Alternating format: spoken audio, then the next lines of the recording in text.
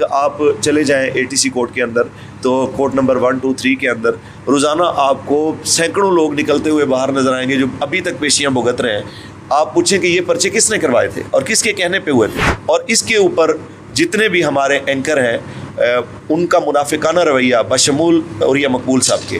तो औरिया मकबूल जान साहब तो हमेशा से आपके साथ खड़े रहे हैं। वो बरकत बाबा रिजवी साहब ने उनको स्टेज पे बुलाया, बयानात दिए, तशरीफ़ लाए हमारे स्टेजों पे, इन्होंने तवज्जो ली है और फिर बाद में जिस वक्त इनकी फ़ैन फॉलोइंग बढ़ी है तो बाद में फिर उसको मुनासिब रेट पे बेचा है। औरिया साहब तो 20 साल पुराने सहाफ़ी हैं, उनकी फ़ैन फॉलोइंग तो, उनकी रेटिंग्स तो, और उनका जो एक इन्फ्लुएंस है माशरे पे वो तो काफ़ी सालों से है। फ़ैन फॉलोइंग भी एक भूख है जिसकी आप कहें कि कोई हद नहीं है, इसकी हद मौत ही है।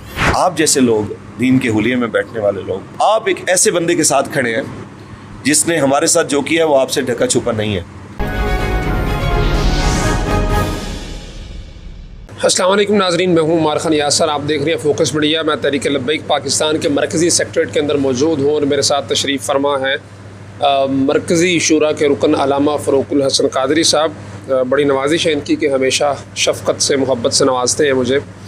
तो अल्लामा साहब, एक तो वक़्त देने का शुक्रिया। दूसरा ये कि देख रहे हैं हम एक पिछले कुछ अरसे से कि बाज़ लोगों के नज़दीक तहरीक लब्बैक इस वक्त फ़कत एक प्रेशर ग्रुप के तौर पे नज़र आ रही है कि जब कोई मामला हुआ, मुद्दा हुआ, बाहर निकले, हल्ला गुल्ला किया, अपने मुतालबात मनवाए, फिर आके घरों में बैठ गए। तो एक सस्टेनेबल जो परफॉर्मेंस होती है किसी भी सियासी जमात की, और ख़ुसूसन मजहबी सियासी जमात की, वो इस हवाले से नज़र नहीं आ रही। बिस्मिल्लाहिर्रहमानिर्रहीम, आपका शुक्रिया कि आप तशरीफ़ लाए और हमारा मौक़िफ़ लोगों तक पहुँचाने का ज़रिया बने।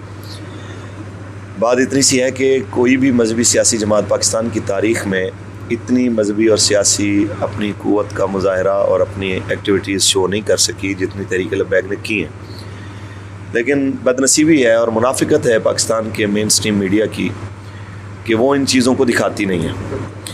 अभी ट्विटर पे हमारे लाखों अकाउंट सस्पेंड होने के बावजूद भी आप देखें कि कल भी टॉप ट्रेंड पे NA 240 लब्बैक का, और वहाँ पे अमीर मोहतरम का एक मुख्तसर सी कॉल पे वहाँ पे पहुँचना और कराची का उनको वेलकम करना, ये इस चीज़ की अलामत है कि तहरीक लब्बैक पाकिस्तान की इस्लाम के नाम पे जितनी भी मजहबी सियासी जमातें आई हैं उन सबसे एक बड़ी जमात है और जिसकी पौनी सदी में कोई मिसाल आप पेश नहीं कर सकते।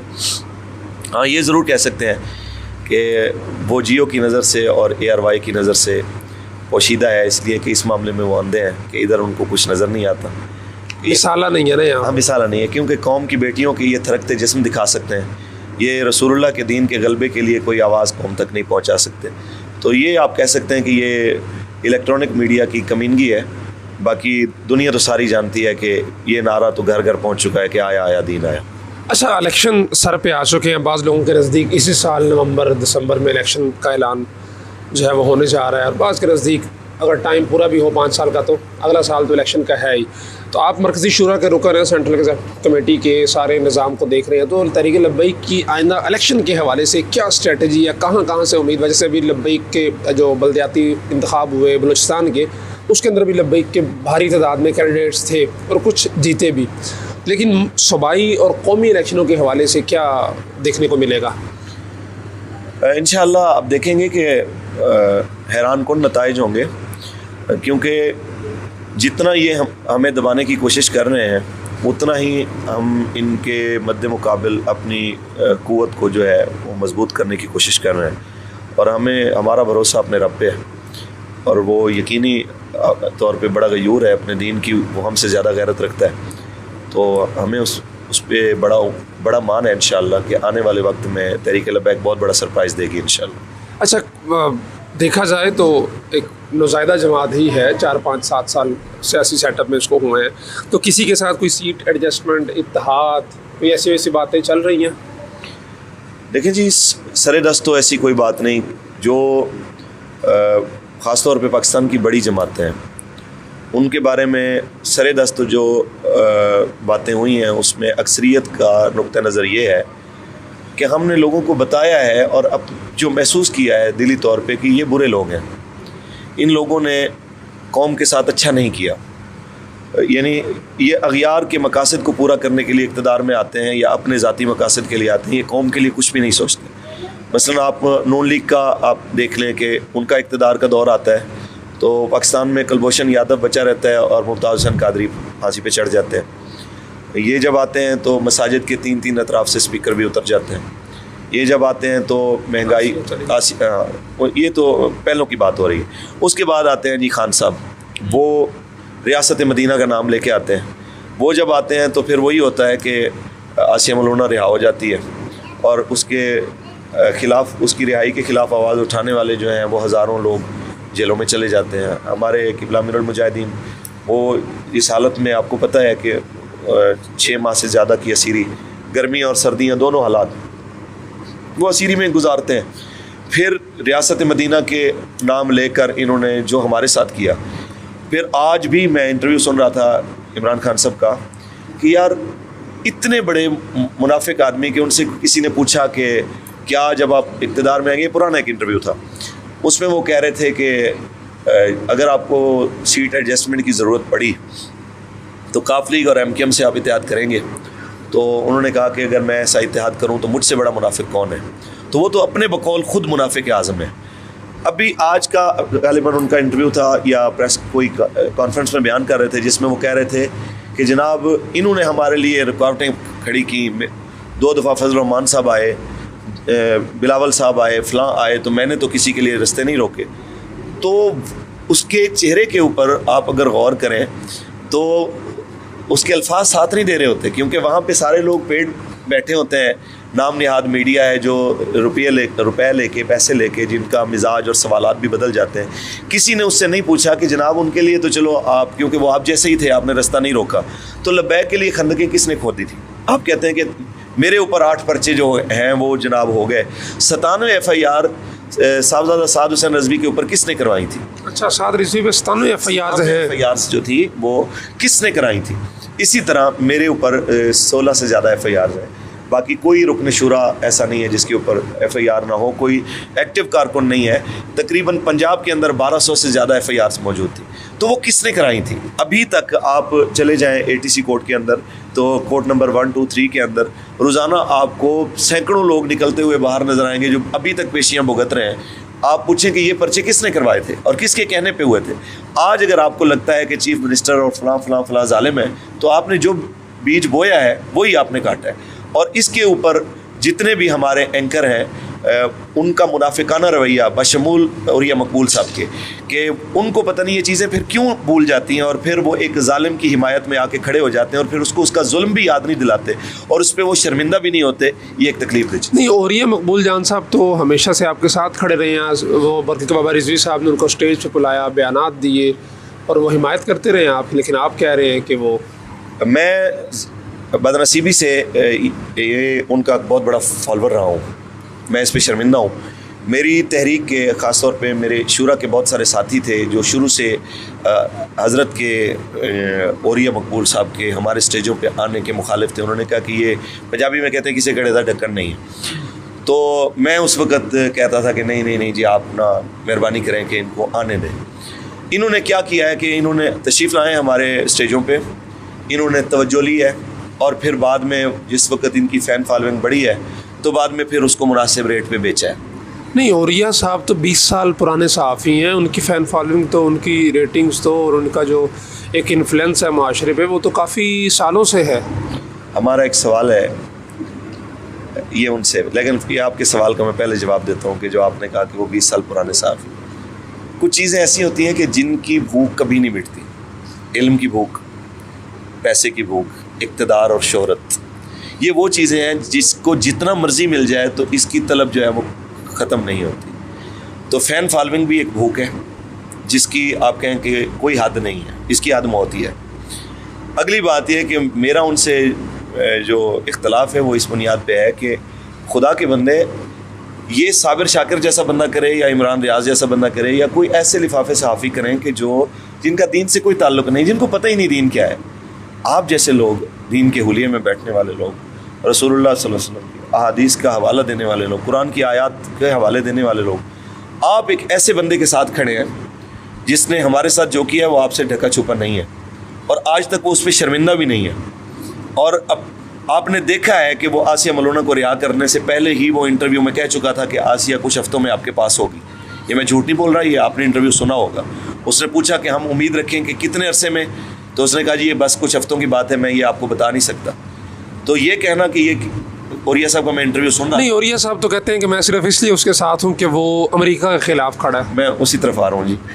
उन्होंने कहा कि जी उसको किसने रिहा कराया जी, उसको जी कोर्टों ने रिहा कराया, उसको फलां किया। तो खान साहब खुद इकरार कर रहे हैं कोर्टों के रिहा करने से हफ्तों पहले, महीने पहले कि जी मैं उसको रिहा कराऊंगा और इतने अरसे में वो आपके पास होगी। तो आप इसको माने कि आज तक अगर यजीद को लानतें पड़ रही हैं तो यजीद खुद नहीं आया था करबला में मारने के लिए, उसने भी आगे बंदे रखे हुए थे। तो जिस तरह आगे उस वक्त इब्न ज़ियाद या शिमर जैसे लोग थे, तो आज भी पाकिस्तान की जो अदलिया है या बाकी चीज़ें हैं, ये खान साहब के इशारों पे, जो भी इक़्तिदार में होता है उसके इशारे पे नाचने के लिए पाकिस्तान का हाई कोर्ट, पाकिस्तान की सुप्रीम कोर्ट और ये तमाम अदलिया मौजूद होती है। तो इन्हें अदालत लग सकती है मुझ पे भी, आप पे भी? नहीं, आप पे नहीं लगेगी, क्योंकि ये मेरा नुक्ते नज़र है। आप तो सवाल कर रहे हैं।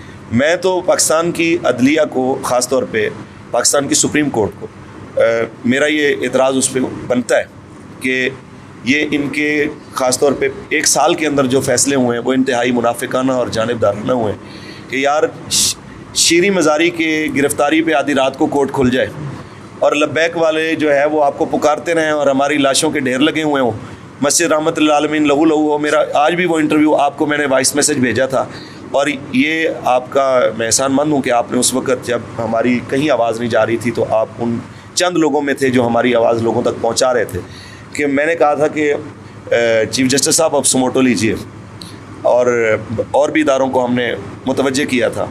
तो उस वक़्त तो किसी ने सुमोटो नहीं लिया। जब आप हमारी लाशें गिरने पे भी सुमोटो नहीं ले सकते, जब हमारे घरों में चार दीवारी के तकद्दुस पामाल हो रहे थे, सैयदजादे और उलमा के घरों की चार दीवारी के तकद्दुस पामाल हो रहे थे, उस वक़्त तो किसी को नज़र नहीं आया कि ये क्या हो रहा है। और शीरी मज़ारी की जो है वो गिरफ़्तारी पे फ़ौरन जो है ना हुकूक़ इंसानी और पता नहीं क्या क्या कुछ जो है ना वो आपको नज़र आ जाता है। ये मुनाफ़िक़त नहीं तो और क्या है, मुझे नहीं समझ नहीं आया। अच्छा, मैं आखिरी सवाल की तरफ बढ़ता हूँ, आपका टाइम ज़्यादा ले लिया। अब स्टेट एडजस्टमेंट इत्तेहाद की बात हुई, लेकिन ख़ुसूसी तौर पे मजहबी जमातों के इत्तेहाद के हवाले से हर दौर में हर इलेक्शन से पहले बात की जाती है। ख़ुसूसन तहरीक लब्बैक के एक उभरती हुई पंजाब की सतह पर मजहबी जमातें हमेशा पीछे रही हैं, बैकबोन को धकेला गया, लेकिन तहरीक लब्बैक ने आके इस तासुर को छोड़ा है। पहले इलेक्शन में तकरीबन पंजाब से 25 लाख के करीब उन्होंने वोट लिए। तो अब मज़ीद जो है वो इन्फ्लुएंस उसका बड़ा होगा, वोट बैंक बड़ा होगा। तो अब अगर कोई कोशिश होती है, मुख्तलिफ हिशाम ज़हीर साहब हैं, मुआविया आज़मी साहब हैं, शाह वैस नूरानी साहब हैं, जमीयत उलमा इस्लाम वाले फजल रहमान साहब हैं, या दीगर मजहबी जमातें इकट्ठी होकर इलेक्शन लड़ती हैं, तो लब्बैक का रिस्पॉन्स क्या होगा?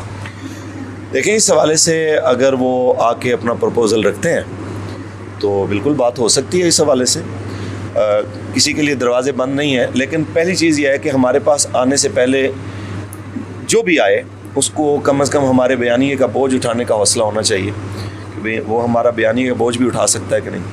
वो क्या है मनसब्बा नबियन फ़क़्तुलूहु, वो क्या है पाकिस्तान का मतलब क्या ला इलाहा इल्लल्लाह, वो क्या है आया आया दीन आया, और वो क्या है ताजदार ख़त्म नबूवत जिंदाबाद। तो मैं जहाँ तक देखता हूँ कि कई बार ऐसा होता है कि एक छोटे से प्रेशर के ऊपर जब राहें जुदा जुदा हो जाती हैं तो फिर इत्तेहाद का उतना फ़ायदा नहीं होता। जब मुश्किल हालात में कोई बंदा साथ छोड़ता है तो उसका नुकसान ज़्यादा होता है। तो उस वक्त से मेरे ख़्याल में उस वक्त से डरने के लिए कोई तहफ़्फ़ुज़ात साथियों के दिल में हों तो ये एक अलग चीज़ है, लेकिन दरवाज़े तो सबके लिए खुले हैं। कोई भी अगर आता है तो इस मामले में अब बड़ी जमातें जो हमारे पास आ चुकी हैं, मसलन PTI के लोग आते हैं, आ चुके हैं, और कई उनके वफूद आ चुके हैं, नून लीग आ चुकी है, PP के लोग आ चुके हैं। तो हमने उनसे यही बात की है कि हम अगर इक़्तिदार में कोशिश करें तो क्या आप लोगों के लिए, अगर मकसद रसूलुल्लाह के दीन को तख्त पे लाना हो तो फिर आप आएँ, इस मामले में हमारे बयानिए के साथ खड़े हों, तो फिर हम इस पे गौर करते हैं। वैसे जो कायद हैं अल्लामा साद हुसैन रिज़वी साहब, उनकी सोच मजहबी जमातों से इत्तेहाद के हवाले से क्या है? देखें, अमीर मोहतरम हमेशा जब भी बात करते हैं, आपको पता है, वो मिल्लत इस्लामिया की बात करते हैं। वो किसी एक ख़ास जमात या ख़ास गिरोह के लीडर नहीं हैं, वो मिल्लत इस्लामिया के लीडर हैं। वो यही चाहते हैं कि भाई अब बहुत हो गया, आप 1450 साल से आप देखें ना कि इस्लाम का बयानिया जो था उसको दोबारा इक़्तिदार के ऊपर ख़ास तौर पे और क़ुव्वत में लाने की ज़रूरत है। अब वो तमाम मामलात जिनसे कौम तंग आ चुकी है उनसे नज़रें मेरे ख़्याल में फेर के अब उस तरफ आना चाहिए कि रसूलुल्लाह के दीन को तख्त पे लाने के लिए जो भी रुकावटें कुफ्र और उसके आला कार मसलन बनते हैं उनको हटाने का वक्त आ चुका है। बहुत शुक्रिया वक़्त दिले के नाज़रीन, आपने अल्लामा फ़ारूक उल हसन साहब की गुफ्तगू में मुलाज़ा फरमाई। इजाज़त दीजिए अपने मेज़बान उमर खान यासर को और देखते रहिए फोकस मीडिया।